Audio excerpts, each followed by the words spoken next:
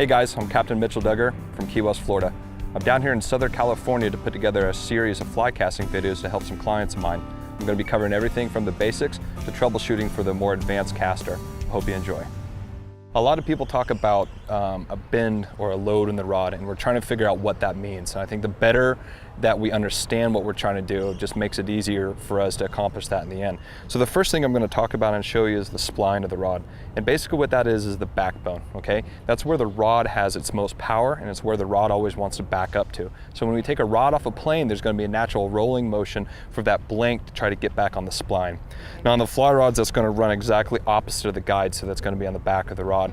So I was shown a couple years ago in a fly shop a neat way to really kind of feel this. And so what I'm gonna show you technique, and I'm gonna show you why we're gonna do this. It's a little weird on this lumpy ground, but I think we'll still be able to get the concept. Okay. What you're gonna do is you're gonna set the butt section of the rod on the ground, and it doesn't really matter where you grab the rod.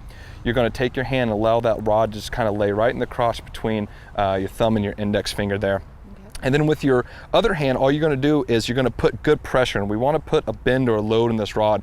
And what you're gonna find is as you roll it over, it's gonna naturally wanna pop down onto what's called the spline of that rod. And you can roll it any way you want to, but whenever you put pressure and roll it forward, it's always gonna roll down. And you'll see that where you're putting the pressure, that rod always wants to roll opposite of those guides there. So come and stand on my right side here. Let's try to get you on some good solid ground.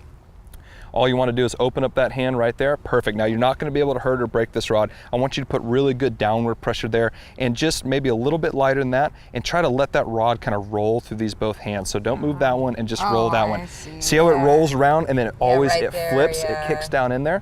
So try it one more time. Boom, it's going to come around right there. Once we establish where that spline is, now you know that's where the load and the power of the rod is coming to. When we take this rod off a plane, what we're doing is we're loading that 45, or a bunch of different angles, but basically 45 to that spline. That rod naturally wants to take that load and bring it back into the spline of the rod, okay?